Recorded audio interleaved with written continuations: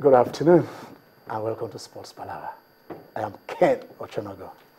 As we speak, the Nigerian Football Federation has just unveiled Stephen Oliseh as the team command, the head coach, the technical advisor of all Nigerian national teams, not just the Super Eagles, but then the under-23, under-20, the Super Falcons, the Falconets, the Eaglets. We probably had about 13 national teams, and then he's going to supervise them all. It was unveiled in Abuja, some few hours ago. But then the controversy still rages. His choice as the next gaffer of the national team, how appropriate is it? Is it the best that we can get? Is it better than the one who was removed? Does he have the qualification and the experience to coach one of the biggest national teams in the world? Can he handle the players? Can he subjugate himself to the supervision and authority of the Nigerian Football Federation? Can you load over Sunday Oliseh? Is it from one fry pan to the other, or we are moving now to the era of expertise? My job is to introduce the topic. My gladiators are here to give you both sides of the story. So I tell you that is Oliseh being unveiled and taking the national anthem, and I tell you, yes, Sunday Oliseh, yes or no. We'll get to you right there at home, but then let my gladiator start. And why don't we start with yes, so that later we can hear no. Shegun Shoduke, he is here. Shege. Good afternoon, Ken. It's good to be here once again. It's a pleasure being on the show once again. Good afternoon, Ken. Good afternoon, Harrison. It's been a while. The last time I saw you was when I was an herbalist. I got in the show on the Benfica issue. But right straight to the issue before me this afternoon. I'd like to make it very brief and short. I think Stephen, I said Stephen, Keshi, don't mind me. Sunday Oliseh being the new Super Eagles coach, I think it's the right thing in the right direction for Nigerian football. I think it brings in a form of newness into the team. It brings in a form of new ideas. It brings in a new form of ideology. It brings in a new set of vision, a new set of direction for Nigerian football. I know what many people have been saying is the issue of experience, but before I allow Mr. Richard to say something, the age of Methuselah has nothing to do with the wisdom of Solomon. So it's a very important thing we need to look at here. That is the yes. The age of Methuselah and the wisdom of the young Solomon. What has it got to do with it? Well, somebody will answer that particular question. Harrison Principle, what has the age of Methuselah got to do with the wisdom of Solomon? The new vision, the new direction of Sunday Oliseh, like Shegun just told us. Yeah, thank you very much, Ken, and good afternoon, viewers. Well, all well said and done. If you ask me on a personal note, I think Sunday Oliseh is one intelligent player who has done his bit for the country. Looking at him one-on-one, you know this is somebody who has a mission, a vision, and is focused. But we're looking at a project, a national project, that has to do with people's life being involved. One. Two, it's also a money spinner. And we're not just talking about a money spinner. The Super Eagles is a brand. And being a brand, you need somebody who has not just the experience, the tactical ability to build capacity. That is what I think Sunday Oliseh lacked. And for him to have told me, Solomon, Methuselah, the question I want to ask him, can you become a senior lecturer by just graduating from school? But don't worry. Can you become a senior lecturer by just graduating from school? Answer the question. We are here. He answered yours. I finished school recently, and I understand something, that if I have a qualification as better than my old lecturer, I can become a better person than him. I can have a PhD and my senior lecturer as a master's degree, and I become a better person than him.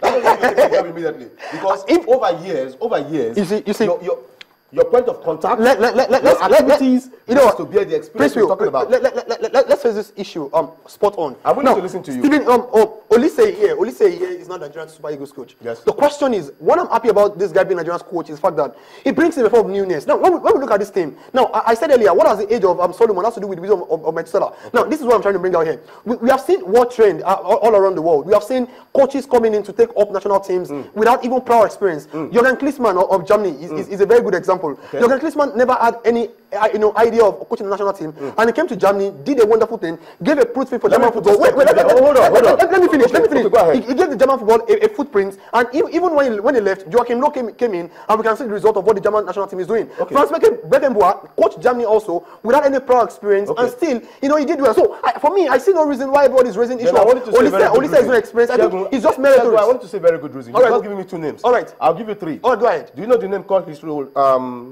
Stoichkov. Yes. Go ahead. He took Bulgaria 2006, 2008. They failed. He even went to Celta Vigo and ran that team aground. They were relegated. Okay. Do you know Maradona? You should know Maradona. Of course, very well. You know Maradona. The question is very well. Are you also aware that there's a very top player in person of what's his name now? He played for Germany and Bayern Munich. I'm trying to pick up his name.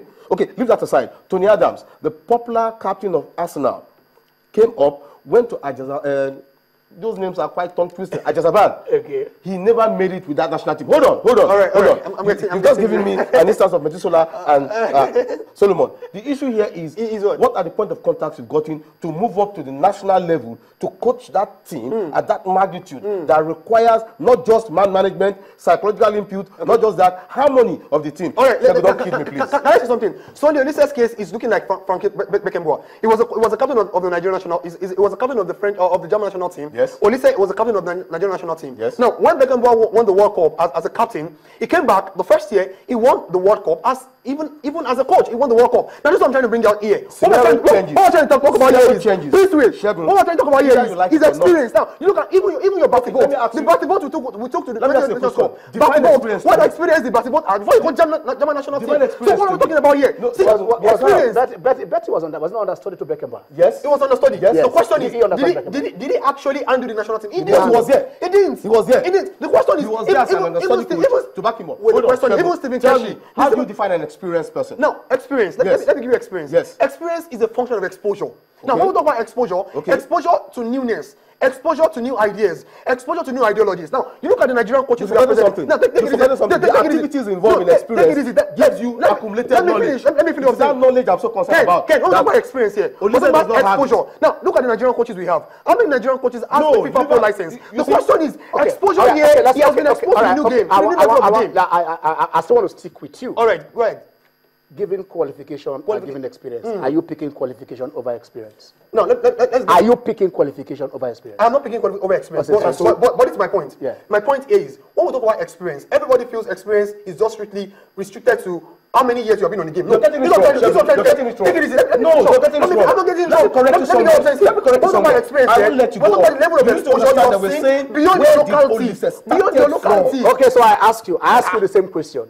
Are you picking experience over qualification? Which comes first? Experience. Experience comes before qualification. There are coaches in Europe. Hold on. Okay, I will grant you the right to speak when we come back. But we really want to come to you at home now. The number will be right there on the screen. You'll be part of this show. Let us know. We're looking at qualification and we're looking at experience. We're looking about. Let us just take maybe a second to look at the man Stephen Ogochukwu Oliseh.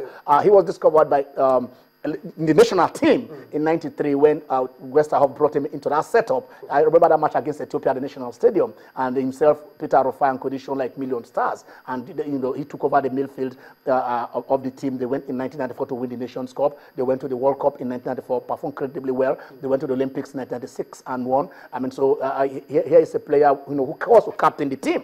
But then in captaining the team, he qualified the team as a captain to the 2000 World Cup. But then he has his problems with the national side, and then he was kicked out of the team himself with Finidi George, Victor Agale, a lot of them who qualified, or Tijani Bangida. They didn't go to that World Cup, but he was the leader of that team, himself and his vice, Finidi George. Now, there is that canker one between himself and the authorities of Nigerian football. So this, in a nutshell, is what we can give you for now. As at now, he is a member of the FIFA at a technical study team. He's been there for 2 years now at that national level. But then he only coached an amateur side from what we had in Belgium. So I'm back to you. Yes. Westerhoff is a good example. Westerhoff accumulated experience from the teams he coached before he came to coach the national team. That doesn't mean what was his achievement? Listen to what I said. What was his achievement? He won us the Nations Cup. Keshi didn't win the Nations Cup. No. That's not the issue. You asked me what was his achievement. Harrison. Shogun. Either you like it or not. All these are English. Now listen up. What experience did Pep Guardiola have before he won 14 trophies in 4 years? What are we talking about here? See, the likes of Glenn Odul has 60% win rate in England. What are we talking about here? Michel Platini. Michel Platini has no experience. From experience into the whatever. But I'm coming back to you in this regards. In terms of experience, because I want to use the Chelsea example, which just give to ask you the next question. We had the Glenn Hoddle in charge of Chelsea. And then when he was appointed the national team, we had Erud Hulit, who was a player manager and won the FA Cup, with them, took them to the finals of the Cup Winners' Cup. And then he was sacked. And Vialli came in and as player manager and won a European Cup and whatever. So even if as player manager you could achieve. All right, let's go and meet our callers right there first. Hello. Hello. Good afternoon. Good afternoon. This is Festus from Benin. Oh, you're calling all the way from Benin? Yes. Festus, how is Benin? How is the red soil? Is it raining or dry in Benin?